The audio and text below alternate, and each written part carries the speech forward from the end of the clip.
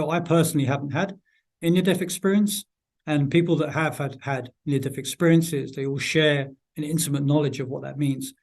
So as an outsider, as somebody that hasn't had that experience, I was particularly intrigued to understand what is it like? Does it answer some of these fundamental questions for us? And as a young child, I personally had a lot of problems with the concept of death. And I used to suffer from panic attacks, quite serious ones, when I was younger, once I understood what death was. And I started to read about NDEs, and this was a long time ago, like 25, 30 years ago. And it was Dr. Moody's book, The Light Beyond, which was his second book that kind of was my gateway drug into near-death experiences. And as I started to study near-death experiences, I started to learn that there was this concept of hellish near-death experiences. And as I got older, and I kind of didn't do very much on the NDE front for a long time. And then as I got into my kind of late 30s and I had a child of my own, and he asked me the question about what happens when we die. But also he asked me, is there a hell? And I'd had these questions before from other people. And I decided to look into it. And I have a background in data science and data statistical analysis and data analysis. And there are thousands upon thousands of near-death experience reports out there, both from the Near-Death Research Foundation and from the International Association for Near-Death Experiences. So there is a huge abundance of data. But actually from a hellish, distressing point of view, the number of reports are quite low. So whilst there are hundreds of books on positive NDEs, as there should be, there are a very limited number of books on hellish NDEs. And I didn't have access to a summary of why does someone have a hellish NDE? Is there a hell? If there is, what happens when you go there? Can you escape from hell? I couldn't answer any of these questions with existing literature. So I decided to do my own research and came across some very compelling and very decisive answers in terms of some of these questions. And that's what led me to write the book. And it was only after 2 or 3 years of research that I actually decided to even write a book. I mean, initially it was just my own investigations, but I felt that I discovered something important, which most people that have had a distressing NDE already know the answer to these questions. But I felt for the rest of us, it was important to know these things. It's a question that affects everybody. And therefore, I thought it was important that everybody knew, based on the data available from the millions of people that have this experience and the thousands of reports, that people were aware of some of these conclusions. As we move through our lives, we start our lives innocent in terms of positive, right? Children are positive. They've got no reason to be negative. But as we grow and as we move through life, we start to pick up negative aspects. So, and these negative aspects include things like hate, so hatred, and also a really important one is guilt, feeling guilty. So really any negative component that creates, and you hear this a lot when you look at NDEs, the concept of negativity and positivity. You might have heard the word vibration as well. So as you move through life, you collect these positive and negative aspects. You didn't have those when you arrived here. So when you come to the end of your life, you're carrying a lot of that negativity. Well, you're carrying all of that negativity you've collected. Now, not everybody does. It is possible, and I'm hoping people that read the book are able to do this.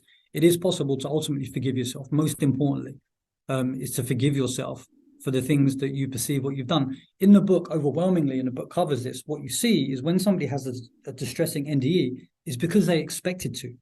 And actually, a culprit of this, ironically, is religion, where they teach you that you're a bad person because you don't do X, Y, and Z, or because you have relationships that don't conform to our religion, or you don't behave in a way that conforms to the way that our religion teaches you. So people have that ingrained into their psyche, and it becomes a very negative weight, a very negative energy on them. And when they come to that point where they're passing over, they believe, and free will is a power in itself, right? It's really important to understand that no one makes a decision for you. No one decides where you're going to go. You always decide that yourself, subconsciously. So when you get to that point, if you believe that you belong in hell, or you believe that you're not worthy of God's love, or you're not worthy of the light, or you're not worthy of heaven, if you believe these things, then it will be so. And that's a really important thing to understand. It's really important to forgive ourselves And one of my favorite sayings, and I live by this, is there is nothing that you can do that will make God love you less. And this is where religion and NDEs and spiritualism really start to come head to head, and they fundamentally disagree on this concept that God, and every single person that's had an NDE, a positive NDE, knows this without a shadow of a doubt. There's no question that God would never hurt you or any human being, any soul, ever, under any circumstances. There is nothing you can do where he would punish you. So how do you end up in hell?